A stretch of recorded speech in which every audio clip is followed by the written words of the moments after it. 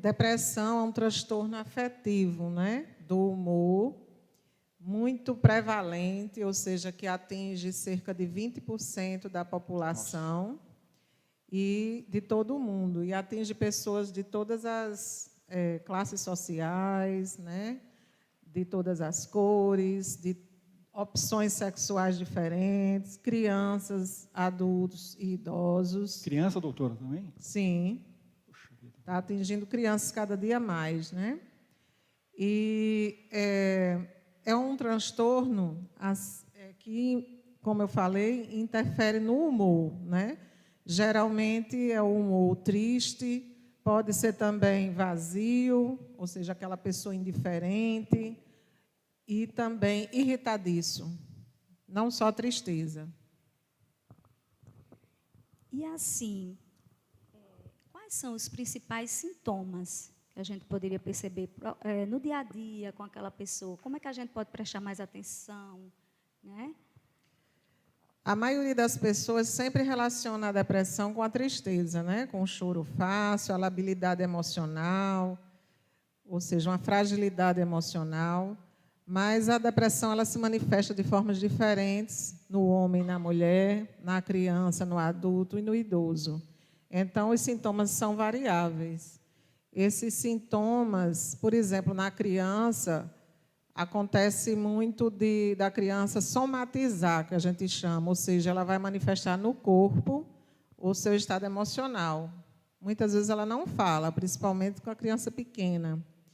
Ela vai tender mais ao isolamento, ficar mais retraída, às vezes não brinca, fica com falta de apetite, alterações do sono. Essa alteração do sono pode ser o aumento da sonolência, ou seja, dormindo o dia todo, ou o contrário, também tendo insônia. Os adolescentes costumam ficar assim mais retraídos e sonolentos, né? Aquele adolescente que fica o dia todo no quarto dormindo, se afasta dos amigos, e tem que chamar a atenção dos pais. Infelizmente, a pandemia trouxe um isolamento muito grande para os jovens, crianças, né? Tirando da escola. E isso aí interferiu, infelizmente, né? Veio a aumentar também esse número de casos de depressão e de ansiedade. Na mulher também tem diferenças em relação ao homem. Então, principalmente quando tem as variações hormonais. Então, a menina vai passar da fase para a adolescência, tem, então, a interferência hormonal. Aí ela fica mais propensa à depressão. Essa depressão, na adolescência, ela pode ser transitória, ela pode reverter.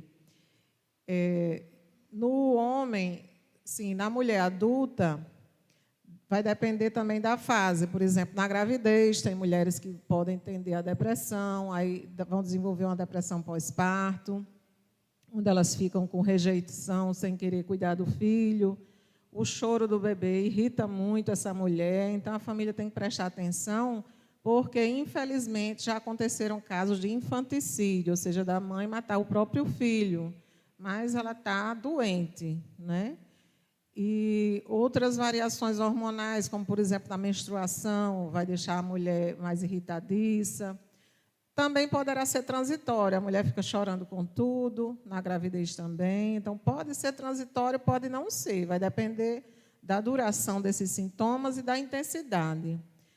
E na menopausa, então, a mulher fica mais propensa a várias doenças, não só a depressão, hipertensão, diabetes, várias, né? E o idoso. O idoso, ele tende muitas vezes a um isolamento, porque as famílias muitas vezes não têm tempo, deixam com o cuidador, e isso leva à tristeza. A gente tem que se colocar no lugar da pessoa que já é mais velha e que não está trabalhando, muitas vezes não sai de casa, não interage, e já se aposentou. Isso no homem muitas vezes traz uma baixa autoestima, né? Que, inclusive, eu não falei no início, mas é outra característica da depressão, ou seja, aquela pessoa que tende a se autodepreciar, ela sente para baixo, as críticas ela não suporta, tudo ela acha que atinge ela, né? No trabalho, muitas vezes, essas pessoas elas tem dificuldade de relacionamento por isso. Isso pode chamar a atenção dos colegas de trabalho, por exemplo. Já aconteceu, inclusive, aqui em João Pessoa, infelizmente, de uma pessoa se suicidar em pleno trabalho, se jogar de um edifício, né? Então, como eu estava falando, os sintomas são variáveis. No homem adulto mais jovem, ele vai tender a ficar mais irritadiço também. E alguns quadros levam até ao aumento da violência domiciliar. A gente viu que, na pandemia, aumentou o número de casos de agressões, né, a mulheres. Muitos ficaram desempregados, então vem o desespero, a pessoa não dorme direito, pensando no que vai comer. A televisão mostrou vários casos de pessoas com geladeiras vazias, né? E o auxílio do governo não chegou para todos e também, muitas vezes, não é suficiente. O idoso mesmo, ele precisaria de uma renda maior para investir na saúde, né? Em médicos e em medicamentos. E a gente sabe que, infelizmente, quando o brasileiro se aposenta, cai muito a sua renda. E por que a depressão? Depressão, doença do século. Ela foi descoberta há muito tempo, foi chamada, inclusive, como se fosse doença do humor negro, porque antigamente se atribuía ao corpo os humores, né? E estava relacionado com o humor da bile. Aí, então, já foi chamada disso, né? Então, já recebeu o nome de melancolia, né? Foi estudada por Freud.